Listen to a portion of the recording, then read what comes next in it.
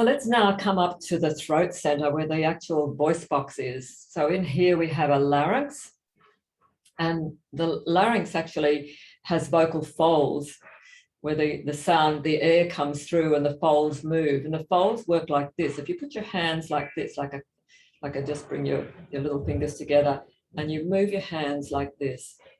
This is how the vocal folds work. And, you know, as the sound goes through, they go very, very fast. But that's kind of the feeling that happens that's what happens with them. They're moving like this.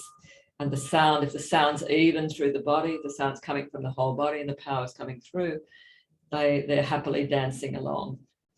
Now, what can happen to these vocal folds? We have what are called true folds, which do this, and we have false folds, which come over the top of these true folds. And when these, and so that these, you could imagine if I've got these false folds here, and I've got these true folds, and those false folds start to press down, then it's going to stop this movement happening. And these false folds are designed for a very particular reason. They protect us. They're designed to stop food going down our throat, choking us. They come across when we sleep to stop flies getting in our mouth or something. And another thing that they do, they'll come across when we get stressed. We get anxious about something. I can remember when I was about 9 or 10 years old at school, having to speak in front of the whole school, and the teachers got me to rehearse this thing off by heart. And I was terrified and I couldn't open my mouth. I went like that, nothing came out. And I ran off the stage ashamed, vowing never to get up in front of anybody again. But, so this is what happened. I didn't understand then that these false folds came across. And so the good news is that we can learn how to release these false folds. And a very simple way to do that is just as a smile, but not a smile, a cheesy smile in the front of your mouth, but a smile that comes, it's almost like you're smiling in the back of your neck. The smile comes like that, and it's like a surprise, like that sort of sound. And what that does, you can feel these muscles engage here. It opens up the space inside for the larynx. These false folds retract back, and the space is there for these true folds to come. Sometimes when you have a cold, you might feel that croakiness. When you get that croakiness in your voice, your false vocal folds have come across. And they may not be totally across, but they're partly there. When we wake up in the morning and you talk to somebody on the phone and you say, hello, they say, have you got a cold? And you say, no, I've just woken up, kind of like, because they're not retracted. So just as when you exercise, if you want to run a sprint or something or a race, you need to do some exercise first. So the voice sometimes needs that. We go to sing or speak, we think, oh my God, my voice sounds really croaky.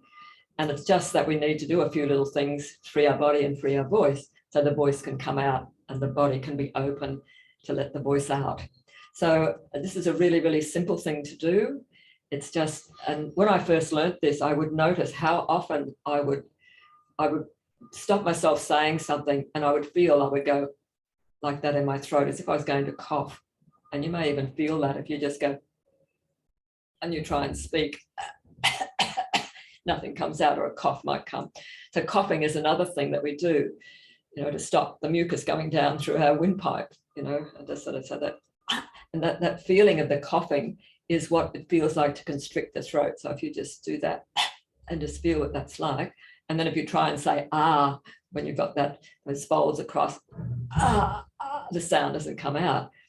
So and if you then release that, like just smile in the back of your throat and feel how that opening happens and how you can then say the sound can come out.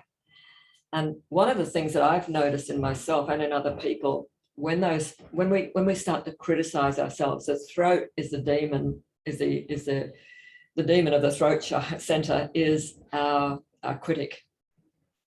So what happens if we've had trauma in our body, or even any of us with little traumas of the things that happen in our lives, we develop a critic to protect us.